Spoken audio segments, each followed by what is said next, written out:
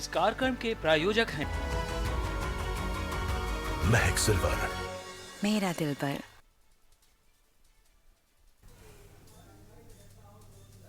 नमस्कार, मुद्दे की बात में आप सभी का स्वागत है। मैं हूं आपके साथ गरिमा बाजपेयी। मुद्दे की बात में आज बात करेंगे महंगाई का झटका हरी झंडी पर अटका।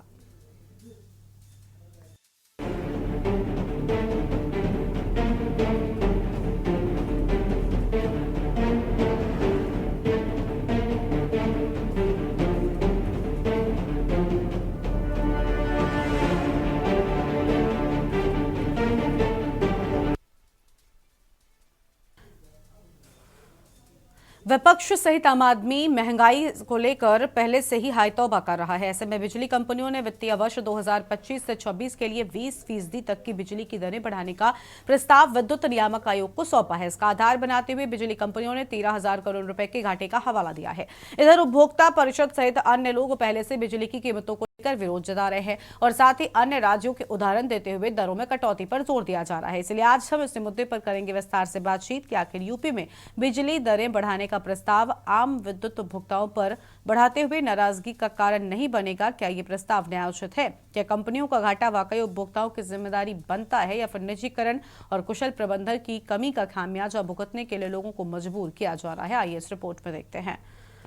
तो रिपोर्ट आपको दिखाएंगे, लेकिन उससे पहले आपको सीधा लखनऊ लेकर चलते हैं, जहां पर विश्व दिव्यांग दिवस के मौके पर मुख्यमंत्री क्या कह रहे हैं, सुन लेते हैं। आज के समय में दो दिव्यांग विश्वविद्यालय हैं। डॉक्टर शकुंतला मिश्रा राष्ट्रीय पुनर्वास विश्वविद्यालय लखनऊ में और जगतगुरु रामभद्राचार्य विश्वविद्यालय चित्रकूट में, दोनों राज्य सरकार के द्वारा अनुदानित हैं, राज्य सरकार के द्वारा संचालित हैं। हमारे राज्य के अंदर अलग अलग क्षेत्रों में कहीं दृष्टिबाधित के लिए है, कहीं पे मूक बधिर बच्चों के लिए है, कहीं पे अन्य बच्चों के लिए भी इस प्रकार के कॉलेजेस संचालित हैं। लेकिन मेरा ये मानना है कि इनकी संख्या को बढ़ाने की आवश्यकता है। इनमें प्रशिक्षित शिक्षक हो, उन्हें अच्छा मानदेय मिले, अच्छी सुविधाएं मिले, इनके लिए अच्छा प्रशिक्षण हो, तकनीक से उन्हें कैसे भरपूर सक्षम बनाया जाए, इस पर और कार्य किए जाने की आवश्यकता है, जिससे हमारे दिव्यांग जनों की पूरी प्रतिभा का लाभ समाज भी ले सके, देश भी ले सके और दुनिया भी ले सके। और उसी दृष्टि से आज का एक कार्यक्रम यहां पर किया गया है, जिसमें 19 महानुभावों को राज्य स्तरीय पुरस्कार से सम्मानित किया गया है। 46 मेधावी छात्रों को यहां पर आज उन्हें सम्मान प्रदान किया गया है। आप सोचिए, इनमें से जो भी छात्र है वह अपनी परीक्षा में 90%, 75 से 90% तक अंक प्राप्त किया है। उन्होंने कुछ नयापन किया है। और आपने देखा होगा कार्यक्रम की शुरुआत में ही जो स्वागत गीत उन दिव्यांगजन बालिकाओं के द्वारा सुनाया जा रहा था, कितनी मधुर थी, कितनी मिठास थी उस गीत में ही। यानी ये उनकी प्रतिभा को प्रदर्शित करता है। इतनी बड़ी संख्या में सभागार भरा पड़ा है। मैं भौचक था कि जब हम लोग यहां पे कार्यक्रम चल रहा था, सामान्यतः अन्य लोग होते, हो हल्ला सुनता, सब कुछ हो रहा था, होता भी है भाई, 2 लोग होंगे, 4 लोग होंगे, 10 लोग होंगे, बैठे होंगे, आपस में थोड़ा बातचीत कर लेते हैं और उसके कारण पूरा सभागार फिर प्रभावित होने लगता है। मैं देख रहा था कार्यक्रम चल रहा था, वे सभी बच्चे एक दूसरे से बात भी कर रहे थे, इशारा में सब काम उनका चल रहा था, लेकिन कहीं हो हल्ला भी नहीं था। ये चीजें दिखाती हैं कि कैसे समाज की व्यवस्था चुपचाप की जानी चाहिए, और ये दिखाता है कि कार्यक्रम के लिए अगर चुपचाप तैयारी करेंगे तो रिजल्ट आपके प्रतिभा को स्वयं प्रदर्शित कर देगा और यह कार्यक्रम आज उसका प्रमाण है। एक कार्यक्रम आज उसका प्रमाण है। 40 दिव्यांग जनों को सहायक उपकरण का वितरण हुआ है। इस कार्यक्रम के आने के पहले मैंने बाहर उन बच्चों को सहायक उपकरण वितरित किए थे और 324 दिव्यांग विद्यार्थियों को हमने टैबलेट आज भी वितरित किए हैं। यहाँ पे कुछ को यहाँ पे दिए हैं, कुछ को वहां पे उपलब्ध हो गए हैं। और इस अवसर पर हम लोगों ने 2,53,211 पिछड़ा वर्ग से जुड़े हुए छात्र छात्राओं को 54 करोड़ 38 लाख की छात्रवृत्ति उनके खाते में डीबीटी के माध्यम से भी यहां पर सीधे उनके अकाउंट में भेजी है। आप सोचिए 2,53,211 बच्चों को ये स्कॉलरशिप आज मिल गई है, यानी समय के पहले। इस सारा कार्य विभाग के द्वारा किया गया है और 28 युवाओं को जो पिछड़ा वर्ग से जुड़े हुए हैं उन्हें कंप्यूटर प्रशिक्षण का प्रमाण पत्र भी आज यहां पर उपलब्ध हुआ है। यानी कार्य करने की इच्छा शक्ति होनी चाहिए। बाधा फंड नहीं है। सरकार पैसा देना चाहती है, सरकार संस्थान खोलना चाहती है, लेकिन उस पर समयबद्ध निर्णय लेकर के हमें तेजी के साथ आगे बढ़ना होगा और उस बढ़ने का ही परिणाम है। याद करिए, जब हम लोग 2017 में आए थे तो केवल 7 से 8 लाख दिव्यांगजनों को पेंशन मिलती थी प्रदेश में और वह भी 300 रुपया, 300 रुपया। और उसमें भी वो 6 महीने का एक बार आता था तो उसमें से आधा पैसा बाबू खा जाता था। हम लोग आए, हम लोगों ने कहा कि पैसा उसके खाते में जाना चाहिए, सीधे पैसा। अगर मोदी जी ने उसके लिए पैसा भेजा है, राज्य सरकार पैसा दे रही तो पैसा उसके खाते में, लाभार्थी के खाते में जाना चाहिए। और हम लोगों ने 300 से बढ़ा करके इस राशि को 1,000 रुपया किया। आज मुझे बताते हुए प्रसन्नता है, 11 लाख दिव्यांगजन, 11 लाख दिव्यांगजन प्रदेश के अंदर 12,000 रुपये सालाना पेंशन की सुविधा का लाभ प्राप्त कर रहे हैं हर वर्ष। और पैसा उनके अकाउंट में सीधे जाता है, बीच का मध्यस्थ गायब, सीधे सरकार के साथ उसका तारतम्य स्थापित हुआ है।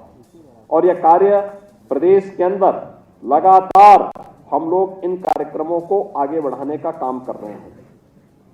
इसके साथ ही कुष्ठावस्था पेंशन, हमारे पूर्व राज्यपाल श्री राम नाईक जी की प्रेरणा से हम लोगों ने 3,000 रुपये महीना हर कुष्ठ पीड़ित व्यक्ति के परिवार को हम लोग ये राशि उपलब्ध करवाते हैं। और साथ साथ ये भी तय किया गया कि इन परिवारों को एक आवास मुख्यमंत्री आवास योजना या प्रधानमंत्री आवास योजना में देंगे। इस सिचुएशन के लक्ष्य को प्राप्त करने की दिशा में सरकार के द्वारा बढ़ाया गया कदम और लगातार इस पर कार्य हो रहा है। इसके अलावा अन्य तमाम प्रकार के कार्यक्रम प्रदेश के अंदर संचालित हो रहे हैं, जिसमें चाहे वह केंद्र की हो या राज्य की हो। इसमें दिव्यांगजन के लिए 4% राजकीय सेवाओं में आरक्षण की व्यवस्था भी की गई है, यानी उतने दिव्यांगजन जाएंगे। हमारे यहाँ तो आईएएस भी हैं, दिया तो यानी दिव्यांगजन आईएएस भी हैं। अलग अलग पदों पर हैं, शिक्षक तो हैं ही, समाज सेवा के अलग अलग क्षेत्रों में उनके द्वारा कार्य किया जा रहा है। हमारे द्वारा तो विश्व दिव्यांग दिवस के मौके पर मुख्यमंत्री को आप सुन रहे थे और अब सीधा आपको लोकसभा लेकर चलते हैं। अखिलेश यादव क्या कह रहे हैं, सुनते हैं। समाज के लोगों ने फिर भी धैर्य रखा और दोबारा सर्वे के लिए अंदर ले गए। सर्वे के दौरान करीब 1.5 घंटा बाद जब जनता को सूचना मिली तो वह इकट्ठा होना शुरू हो गए। लोगों ने सर्वे का कारण जानना चाहा तो सर्किल ऑफिसर ने उनके साथ गाली गलौज कर बुरी तरह जख्मी कर दिया। इसका विरोध करते हुए चंद लोगों ने पत्थर चलाए, जिसके बदले में पुलिस के सिपाही से लेकर के अधिकारियों तक ने अपने सरकारी और प्राइवेट हथियारों से गोलियां चलाई, जिसका वीडियो रिकॉर्डिंग है, जिसके एवज में दर्जन लोग गोलियों से घायल हो गए हैं। 5 मासूमों जो कि अपने घर से सामान लेने के निकले थे, उनकी मृत्यु हो गई। संभल का माहौल बिगाड़ने में संभल का माहौल बिगाड़ने में याचिका दायर करने वाले लोगों के साथ पुलिस और प्रशासन के लोग जिम्मेदार हैं। इनको निलंबित किया जाना चाहिए और हत्या का मुकदमा चलाया जाना चाहिए, जिससे कि लोगों को इंसाफ मिल सके और आने वाले समय में कोई इस प्रकार की संविधान के खिलाफ और गैर कानूनी घटना को अंजाम न दिया जा सके। महोदय, दिल्ली और लखनऊ की है। No please. कभी दिल्ली पहुंचे थे जिस रास्ते, वही लखनऊ वाले उसी रास्ते पहुंचना चाहते हैं। उज्जर सिंह जी 2 मिनट बोल रहे, आप 1 मिनट बोल रहे। हो गया विषय आपका अखिलेश जी विषय हो गया आपका। अखिलेश जी विषय हो गया आपका।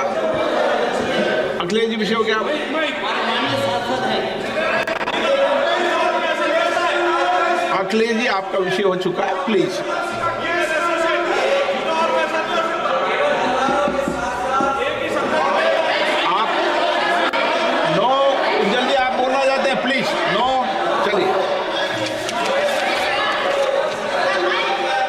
हो गया उनका विषय, उन्होंने पूरा विषय रख दिया। उज्जवल निगम जी, हो गया आपका विषय, आपने सारी मांग रख दी। माननीय अध्यक्ष जी, संभल को इंसाफ और न्याय चाहिए। संभल को इंसाफ और न्याय चाहिए। सुप्रीम कोर्ट के सिटिंग जज से इसकी जांच करानी चाहिए। और जो लोग अधिकारी दोषी हैं उनको आप कंक्लूड कर दें। ये दिल्ली ये अध्यक्ष महोदय इसलिए जरूरी है। आप घटना में बताइए प्लीज। नो अध्यक्ष महोदय, चुनाव हो गया, चुनाव में जो बेईमानी की सरकार, जो चुनाव में बेईमानी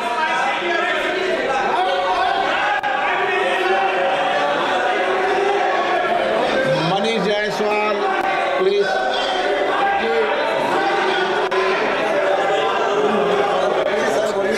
मनीष जायसवाल, आपके माध्यम से सदन का ध्यान झारखंड में वर्तमान में उत्पन्न अत्यंत गंभीर मुद्दे की ओर आकृष्ट करना चाहता। तो अखिलेश यादव को आप सुन रहे थे। संभल मामले को लेकर अखिलेश यादव की ओर से आम बातें कही गई हैं और अब अपनी चर्चा की शुरुआत करते हैं। महंगाई को लेकर आज हम चर्चा कर रहे हैं। खास मेहमान हमारे साथ में हैं अविनाश, हमारे संवाददाता लखनऊ से जुड़े हुए हैं, और मनीष शर्मा सामाजिक कार्यकर्ता हैं, अवरल मलिक भाजपा के प्रवक्ता है। चर्चा की शुरुआत करेंगे, उससे पहले एक छोटे से ब्रेक के लिए, ब्रेक के बाद चर्चा। आप देख रहे हैं के न्यूज, खबरों का स्थिर।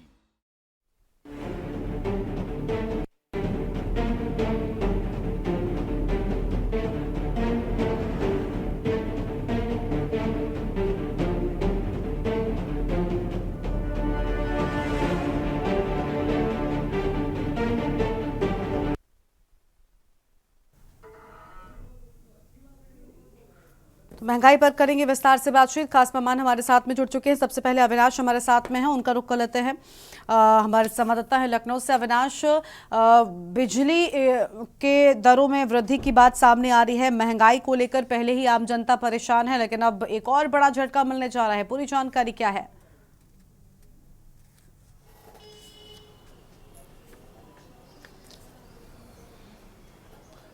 जी बिल्कुल, देखिए 2025 और 2026 का वित्तीय वर्ष में कहीं ना कहीं जो विद्युत विभाग की तरफ से जो है अपनी रिपोर्ट पेश की गई, उसमें जो है 20 % कहीं ना कहीं जो है बिजली विभाग में जो है बिलों को लेकर जो है कहे वृद्धि करने की बात कही गई और वहीं साथ साथ जो है 13,000 करोड़ के कहीं ना कहीं घाटे की बात कही गई। उसके बाद से लगातार कहीं ना कहीं जिस तरीके से विद्युत कर्मचारी के तमाम जो संगठन के लोग हैं वो लगातार कहीं ना कहीं विरोध प्रदर्शन कर रहे हैं। 6 दिसंबर का उन्होंने आह्वान किया है कि 6 दिसंबर और 22 दिसंबर तक हम लोग विरोध प्रदर्शन करेंगे। साफ तौर पर निजीकरण को लेकर भी जिस तरीके से लंबे समय से आपने देखा होगा कि उत्तर प्रदेश में तमाम ऐसे जो है यार में जो है निजीकरण को लेकर विरोध प्रदर्शन होते रहे हैं।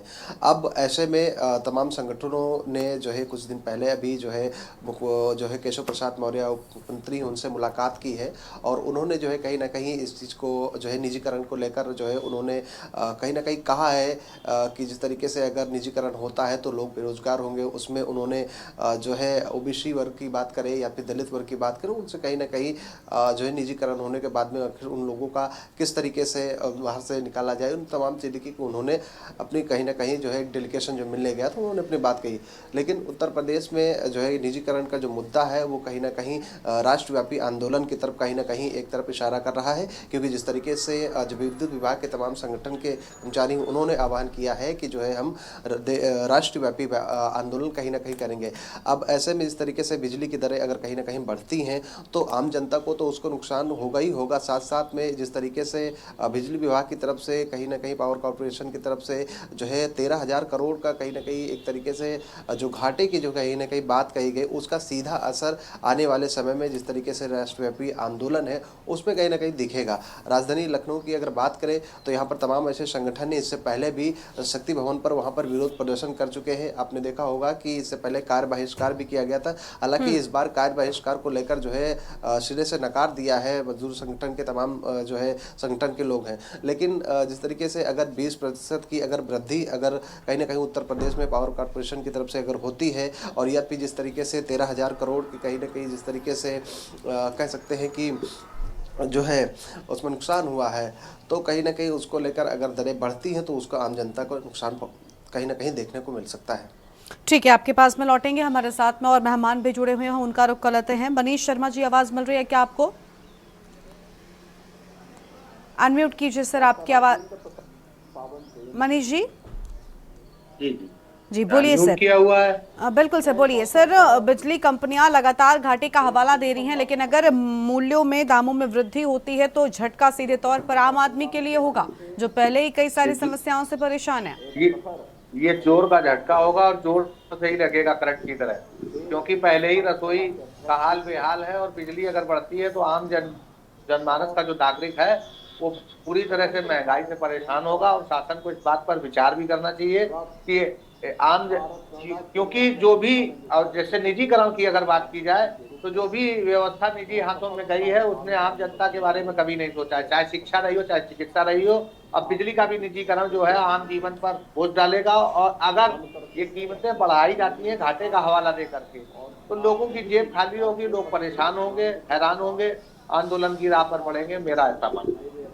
ठीक है, आपके पास में वापस लौटेंगे। अविरल मलिक जी हमारे साथ में हैं, प्रवक्ता हैं भारतीय जनता पार्टी की ओर से। बहुत स्वागत सर आपका हमारे कार्यक्रम में। अविरल जी, आम आदमी पार्टी के लिए एक और नई मुसीबत, महंगाई का झटका जो है वो एक बार फिर से आम आदमी को लगने जा रहा है। पहले ही हर एक चीज आम आदमी से जुड़ी महंगी नजर आ रही है, साल दर साल महंगाई में वृद्धि होती जा रही है और अब एक और महंगाई का झटका मिलने जा रहा है।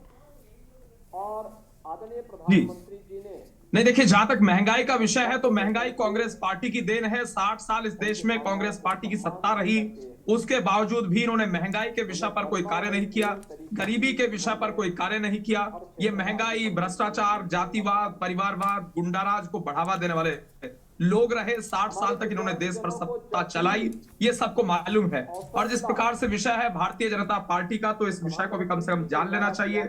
अगर भारतीय जनता पार्टी के ऊपर ब्लेम कर रही है, समाजवादी पार्टी ब्लेम करती है, इंडी गठबंधन के लोग ब्लेम करते हैं और कुछ पॉलिटिकल एनालिस्ट ब्लेम करते हैं, तो उन्हें इस बात को भी देखना चाहिए और इस बात को भी पढ़ लेना चाहिए, अध्ययन करना चाहिए कि भारतीय जनता पार्टी ही वो पार्टी है जिस पार्टी ने आम जनता के हित में कार्य किया। भारतीय जनता पार्टी ही वो राजनीतिक दल है जिस राजनीतिक दल के द्वारा जनधन योजना को प्रारंभ किया गया, स्वच्छता अभियान को प्रारंभ किया गया, उज्ज्वला योजना को प्रारंभ किया गया, नोटबंदी से लेकर जीएसटी तक तमाम सारे कार्य भारतीय जनता पार्टी के द्वारा किए गए। जनता के हित में रहे, गरीब के हित में रहे, और उसके साथ साथ चाहे मुद्रा योजना हो, उज्ज्वला योजना हो, सौभाग्य योजना हो, लेकिन सर वो योजनाएं एक अलग कैटेगरी के लिए होती हैं। वो योजनाएं, जिन योजनाओं की आप बात कर रहे हैं, इन योजनाओं का लाभ क्या सभी व्यक्तियों को मिलता है? लेकिन अगर बिजली दरों में वृद्धि होती है तो मिडिल क्लास आदमी के साथ में क्या ये धोखा नहीं है? क्या मिडिल क्लास के ऊपर और बोझ नहीं है? इन जिन योजनाओं का नाम आप गिना रहे हैं, इन योजनाओं का लाभ मिडिल क्लास को नहीं मिलता। जी देखिए, जहां तक विषय है समाजवादी पार्टी के कालखंड की तुलना Bharatiya Janata party sir, Samajwadi party के कालखंड से तुलना का विषय ही नहीं है। हम उस विषय पर आए ही नहीं, वो विषय आप लेकर आ रहे हैं। मेरा सवाल आपसे है कि मिडिल क्लास आदमी के साथ क्या ये ठीक हो रहा है? जी नहीं, देखिए मैं उसका उत्तर दे देता हूँ। और हाँ, समाजवादी पार्टी पर मत आइए। जब आप समाजवादी पार्टी के प्रवक्ता से प्रश्न पूछेंगी तो सीधा सीधा भारतीय जनता पार्टी के सर, अभी समाजवादी पार्टी पर हम गए तक नहीं। अभी तो हमारा सवाल आपसे है और आप सीधे समाजवादी पार्टियों को जोड़कर क्यों जवाब दे रहे हैं? जवाब आपसे बिजली की दरों को लेकर किया जा रहा है, आपसे बढ़ी दरों को लेकर, महंगाई को लेकर हम सवाल कर रहे हैं। समाजवादी पार्टी कहां से आ गई सर? वो सबको दिख रहा है, और बिजली जनता तक पहुंच रही है, सही तरीके से पहुंच रही है। 24/7 किस प्रकार से इलेक्ट्रिसिटी पहुंचे, इस पर भारतीय जनता पार्टी ने ध्यान दिया है। और जहां तक बात है पिछली सरकार तो सर फिर ये महंगी दरें आखिर क्यों एक बार फिर से सामने आने वाली हैं? आम आदमी पार्टी के लिए तो ये बोझ ही है ना। चलिए, आपके पास में वापस लौटेंगे। हमारे साथ में प्रवक्ता समाजवादी पार्टी के जुड़ चुके हैं अनिल झा साहब। बहुत स्वागत सर आपका भी। अनिल जी, लगातार महंगाई बढ़ती जा रही है, एक तरफ योजनाएं गिनाई अविरल जी ने सरकार की, लेकिन क्या ये योजनाएं मिडिल क्लास के लिए है? ये तो लोअर मिडिल क्लास लोगों को फायदा पहुंचाती है ना, मिडिल क्लास के लिए क्या है सर? देखिए, मिडिल क्लास इस देश में, चाहे प्रदेश की बात करें, तो सबसे ज्यादा जो मार महंगाई की है वो इस मिडिल क्लास पे है। कोविड में जिनकी नौकरी गई वो सब मिडिल क्लास के लोग थे या फिर छोटे एसएमई वाले व्यापारी थे।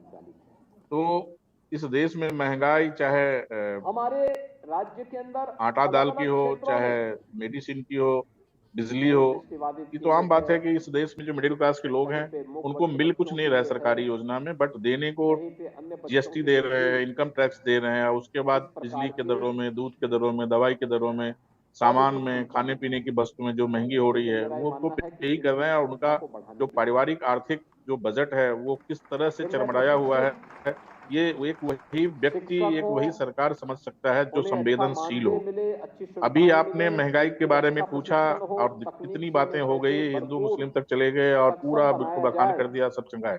सच्चाई ये है गरिमा जी की प्रदेश की सरकार और देश की सरकार को इस देश में महंगाई नहीं लगती, बेरोजगारी नहीं दिखती, उसके बाद जो भ्रष्टाचार है, जो जीरो टॉलरेंस की बात करने वाले लोग भ्रष्टाचार किए जा रहे हैं, उस पर कोई कार्रवाई नहीं होती, उस पर कोई जांच नहीं बैठता। दूसरे दल में जो लोग 10 साल 15 साल से सरकार इनकी है, कई कई प्रदेशों में 25 सालों से सरकार इनकी है, लेकिन वहां अगर कोई विपक्ष का नेता इसी मामले में भ्रष्टाचार यही साथ पहले लगाते हैं आरोप, उसके बाद उसको अपने दल में ले लेते हैं तो उसका आरोप से जो है वो धुल जाता है। तो कुल मिला के मैं इतना करूंगा कि इस बिजली की दर की महंगाई से प्रदेश की जनता पे, जहां हर तरह के किस्म के व्यापारी वर्ग से लेके आम आदमी तक पे असर पड़ेगा, उससे ज्यादा जो लोग निजीकरण के खिलाफ जो वहां पे लोग जुड़े हुए हैं नौकरी के माध्यम से, उन्होंने कुछ नयापन किया, उनके ऊपर क्या फर्क पड़ेगा। ठीक है सर, आपके पास में लौटेंगे। हमारे साथ में हिमांशु पाल जी हैं, महामंत्री हैं, व्यापारी वर्ग की ओर से इनको जोड़ लेते हैं। बहुत स्वागत सर आपका भी। सर, व्यापारियों पर इन बढ़ी दरों से कितना फर्क पड़ने वाला है, क्योंकि कंपनियों ने विद्युत मूल्य वृद्धि का प्रस्ताव भेज दिया है अब सर?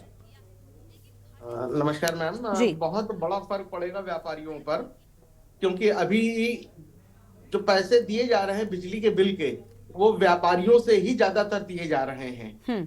वसूली अगर होती है पूरे देश के अंदर या पूरे प्रदेश के अंदर, तो व्यापारियों से ज्यादातर होती, आम से भी होती है, लेकिन सबसे प्रमुख रूप से व्यापारी अग्रणी रहता है और वही ज्यादा से ज्यादा टैक्स देता है, चाहे बिजली का टैक्स हो, चाहे किसी भी चीज की बात हो। हमेशा व्यापारी एक नंबर पे आता है देने में गवर्नमेंट को, और बिजली की बात में भी व्यापारी नंबर 1 पर है। बाकी चोरी आज भी नहीं रुकी है, चोरी आज भी हो रही है। हालांकि प्रदेश सरकार ने बहुत कुछ रोकथाम की है बिजली चोरी पर, और इनका राजस्व भी बढ़ा है। उसके बावजूद ये लोग जो है बढ़ा रहे हैं, तो ये नहीं समझ में आ रहा है कि क्यों ऐसा कर रहे हैं, जबकि राजस्व बिजली विभाग का बहुत ही ज्यादा बढ़ चुका है।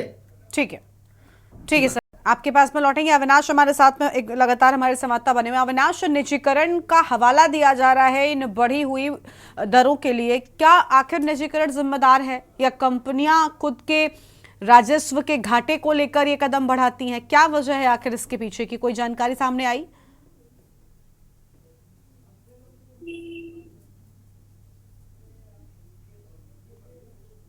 अविनाश, आवाज मिल रही है क्या आपको?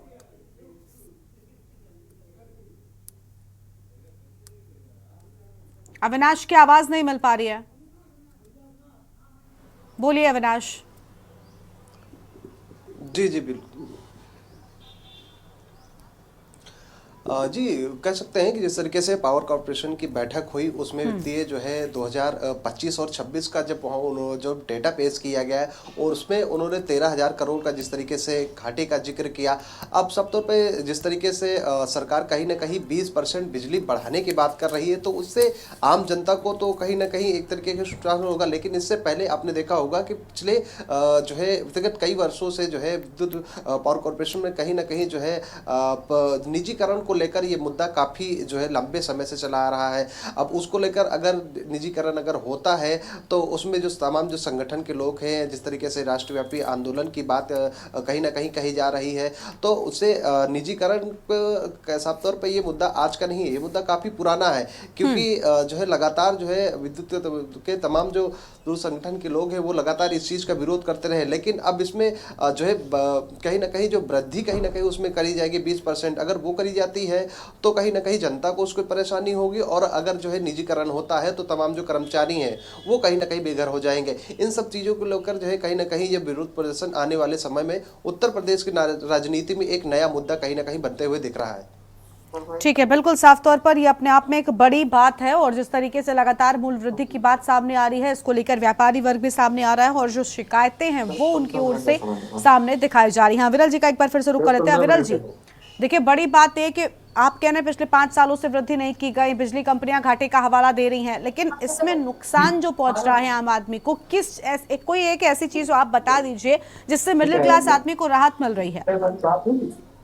जी नहीं, देखिए जहां तक आम आदमी का विषय है तो भारतीय जनता पार्टी और हमारी उत्तर प्रदेश की सरकार, योगी जी के नेतृत्व वाली सरकार आम आदमी के हित में ही हर एक कार्य कर रही है।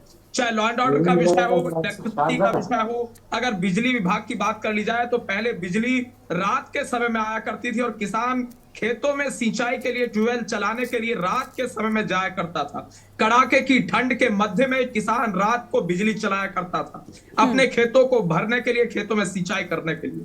परंतु जिस प्रकार से आज परिवर्तन आया है, किसानों के हित में कार्य किया जा रहा है, गरीबों के हित में कार्य किया जा रहा है, लगातार बिजली आ रही है, बिजली सब्सिडी लगातार गांव में पहुंच रही है, सही तरीके से पहुंच रही है, किसी प्रकार से इलेक्ट्रिसिटी कट नहीं लग रहा है। ये भारतीय जनता पार्टी की सफलता है, हमारे मुख्यमंत्री योगी आदित्यनाथ जी के नेतृत्व की सफलता है और हमारे मैनेजमेंट की सफलता है। और अगर बात कर ली जाए तमाम सारी जन कल्याणकारी योजनाओं की, हर एक जन कल्याणकारी योजना जनता को समर्पित है।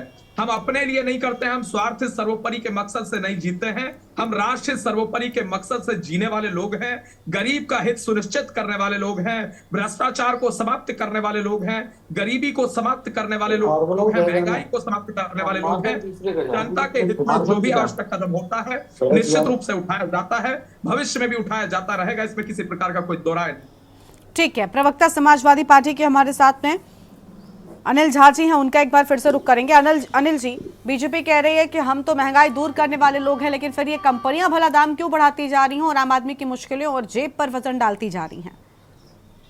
अब उन्होंने तो स्पष्ट कहा कि इसके लिए कांग्रेस और समाजवादी पार्टी और विपक्ष के नेता और पार्टियां जिम्मेदार हैं। हाँ। तो रेट बढ़ाई चली है, हर जगह सरकार इनकी है, घाटा इनके सरकार में हो रहा है, भ्रष्टाचार इनके सरकार में हो रहा है और ये कांग्रेस को 60 साल के दोषी मानते हैं। बिजली का बिल 2017 में कितना था, 2017 के बाद कितना हुआ और फिर कितना बढ़ता चला जा रहा है। मीटर में घपला किए हुए हैं, स्मार्ट मीटर लगा के नाम पे जो है आदमी के साथ छलावा हो रहा है। जिसके यहाँ 250-300 यूनिट आती थी, आज वही उतनी ही मकान में उतनी ही खपत होती है, लेकिन यूनिट हो गया 500-600। हर यूनिट पे कैप लगा हुआ है कि आप 100 तक करोगे तो इतना पैसा, 100 के ऊपर उतना पैसा। तो कुल मिला के है कि ये भारतीय भारतीय जनता पार्टी देखिए क्या है ना, अभी 9 में से 7 चुनाव जीते हैं, लोग वोट दे रहे हैं इनको, और ये अभी भी कह रहे हैं कि हम तो जो भी होगा हम देश में महंगाई को बढ़ाएंगे। तो अच्छी बात है, सरकार इनकी है, पत्रकार आप लोग हैं, चैनल के माध्यम से आप लोग सवाल उठा रहे हैं। हम लोग जो जनता के जुड़े हुए मुद्दे हैं, हम तो यही आग्रह करेंगे प्रदेश की सरकार से कि आप निजीकरण के क्षेत्र में ना जाएं। बहुत मुश्किल से हमारे बाप दादाओं ने, हमारे पूर्वजों ने, हमारे पूर्व की सरकारों ने, सभी पार्टी की सरकारों ने और सभी वर्ग के लोगों ने इस देश को आजाद करा, कितनी सारी संस्थाएं इकट्ठा करी, खड़ी करी। अब उसको चलाने के लिए जिम्मेदारी सरकार होती है, अलग अलग तरह के अलग अलग प्रदेशों में अलग अलग पार्टियों की, ये उनकी जिम्मेदारी बनती है। आप प्राइवेटकरण की तरफ न जाके इसको सरकारी तरह से कैसे वो सुदृढ़ हो, कैसे उसमें भ्रष्टाचार को रोक के कैसे उसको प्रॉफिट में लाया जाए, उस दिशा में काम करें। और जो खास करके मध्यम लोग हैं, छोटे व्यापारी लोग हैं, उनको वो आपको हर तरह से टैक्स देते हैं। माचिस की तीली खरीदते हैं उस पर भी टैक्स देते हैं, इनकम टैक्स देते हैं, जीएसटी देते हैं, हर तरह का टैक्स उनके ऊपर लगता है। उनको आप क्या दे रहे हैं, ये भी एक बार सोचना चाहिए कि आप हर चुनाव जीतने के बाद अगर आप हर चीज की दाम को बढ़ा देंगे, आप हर चीज के महंगाई को बढ़ा देंगे और उसको जस्टिफाई करेंगे कि आपको सरकार लोग वोट दे रहे हैं, तो अच्छी बात है, ये आपकी पॉलिसी हो सकती है। मैं तो इस पॉलिसी में विश्वास नहीं करता हूँ। मैं तो ये जानता हूँ कि अगर कोई सरकार बनती है तो उसको समाज के, उसको जनता के हितों को देखते हुए काम करना चाहिए। एक तरफ आप बड़ी उद्योग व्यापारी को लाखों करोड़ रुपया माफ कर देते हैं, बिल्कुल बिल्कुल, लेकिन दूसरी ओर बात ये ना कि मिडिल क्लास जो वर्ग है वो सबसे ज्यादा परेशान है। एक तरफ वो आपके साथ खड़ा है, वो आपसे उम्मीदें लगाकर बैठा है, बड़े बड़े वादे आपने राहत पहुंचाने के लिए किए हैं, चाहे व्यापारी वर्ग हो या आम लोग हो। लेकिन दूसरी ओर आपकी ओर से कहा जा रहा है कि आप देश हित में महंगाई बढ़ाएंगे, तो ये अपने आप में बड़ी बात है। फिलहाल राहत जरूर मिलनी चाहिए। बहुत शुक्रिया आप सभी मेहमानों का हमारे साथ चर्चा में आने के लिए और बातचीत करने के लिए। तो लगातार बढ़ रही बिजली दरों को लेकर अब आम आदमी पार्टी परेशान नजर आ रहा है और महंगाई का एक और झटका आम लोगों को लगने वाला है। इस बुलेटिन में इतना ही। आप देखते रहिए के न्यूज़ इंडिया।